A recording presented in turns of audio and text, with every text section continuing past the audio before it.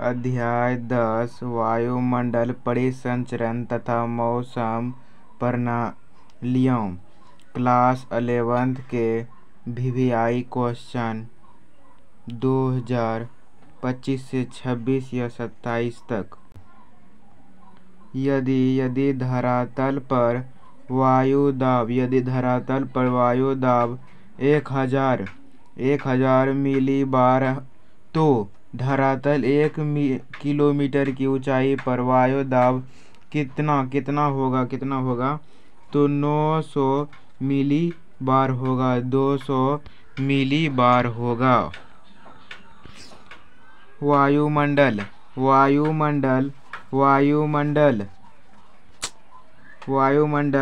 ऊंचाई के साथ कोई परिवर्तन नहीं होता है। वायुमंडल ऊंचाई के साथ कोई परिवर्तन नहीं होता है।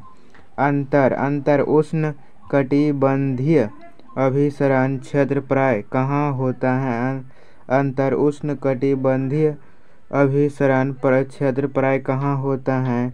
तो विषुवत वृत्त के निकट।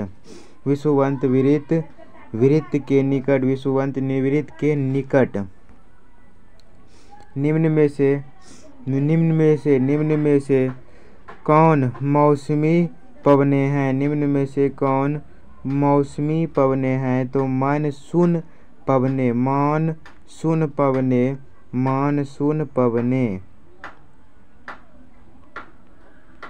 उसके बाद जो है उत्तरी गोलार्ध में निम्न वायु दाब के चारों तरफ पवनों की दिशा क्या होगी? तो घड़ी की सुइयों के चलने की दिशा अनुरूप हो जाएगी। घड़ी के चलने की दिशा अनुरूप हो जाएगी।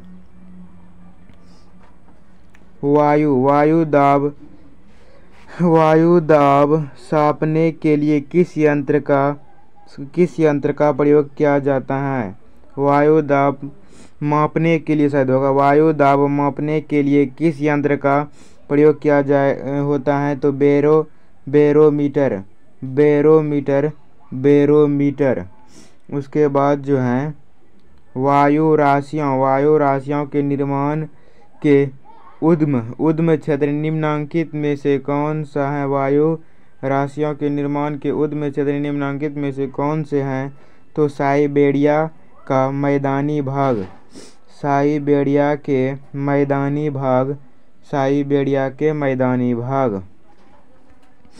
निम्नलिखित में से कौन स्थानीय शीत पवन है? तो बोरा शीत पवन है। उसके बाद निम्नलिखित में से किन पवनों को हिम पक्षी अथवा हिमहरिणी कहा जाता है? हिम पक्षी अथवा हिमहरिणी कहा जाता है। तो चिनूक को हिमहरिणी कहा जाता है। भूमध्य रेखीय खंड में निम्न वायु दाब पेटी का मुख्य कारण है तो समवाहिक धाराएं।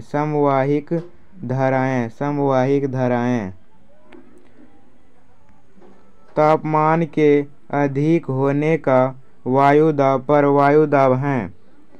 तापमान के अधिक होने पर वायु दाब कम होता है।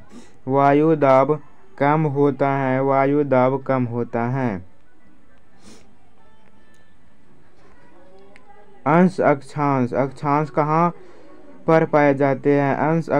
कहाँ पर पाए जाते हैं? तो उपोषण उच्च दाब पर पाए जाते हैं। उसके बाद जो है चिकून हवाएं पाई जाती हैं उत्तरी अमेरिका में पाई जाती हैं। उसके बाद जो है सहारा मरुस्थल में भूमध्य सागर की ओर प्रवाहित गर्म धूल से भरी हवा कहलाती है। गर्म धूल से भरी गर्म धूल से भरी हवा कहलाती है सहारा मरुस्थलीय। सहारा मरुस्थल भूमध्य सागर गर्म धूल से भरी हवा कहलाती है तो क्या कहलाती है तो सिर कको। क्या कहलाता है तो सिर कको कहलाते हैं। व्यापारिक हवाएं होती हैं। व्यापारिक हवाएं होती हैं तो नियमित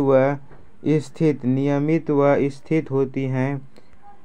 पवन का वेग मापने के लिए उपयोग किया जाता है। पवन का वेग जो है मापने के लिए क्या उपयोग किया जाता है तो एनीमोमीटर का उपयोग किया जाता है। एनीमोमीटर का उपयोग किया जाता है। स्विट्जरलैंड में उत्तरी अल्प्स विमुख ढाल पर बहने वाली हवा कौन सी। विमुख ढाल पर बहने वाली हवा कौन सी है तो फोहन हवा है। कौन सी हवा है तो फोहन हवा है। संयुक्त राज्य अमेरिका उष्णकटिबंधीय प्रचंड चक्रवातों को निम्नलिखित में से किस नाम से जाना जाता है तो टोर्नेडो के नाम से जाना जाता है। रॉकी पर्वत सुन लो। रॉकी पर्वत श्रेणी के पूर्वी ढालों यानी पूर्व की तरफ जो ढाल होते पूर्वी ढालें उतरने वाली हवा संयुक्त राज्य अमेरिका एवं कनाडा में कहलाती है तो चिनूक कहलाता है। क्या कहलाता है तो चिनूक कहलाता है। उष्णकटिबंधीय चक्रवातों को उष्णकटिबंधीय चक्रवातों को पश्चिमी ऑस्ट्रेलिया में कहते हैं तो पश्चिमी उष्णकटिबंधीय चक्रवातों को पश्चिम ऑस्ट्रेलिया में क्या कहते हैं तो पश्चिम ऑस्ट्रेलिया में क्या कहते हैं तो विलीज कहते हैं। क्या कहते हैं तो विलीज कहते हैं। चीन के तट को प्रभावित करने वाले उष्णकटिबंधीय चक्रवात को किस नाम से पुकारा जाता है तो टाइफून के नाम से पुकारा जाता है। निम्न वायुदाब प्रणाली किस प्रकार के मौसम की सूचक है। निम्न वायुदाब प्रणाली किस प्रकार के मौसम का सूचक है। मौसम का सूचक यानी उसे सूचना देना किस प्रकार का है तो चक्रवर्ती सूचक हैं। तो आज का वीडियो ख़त्म हुआ। बाय।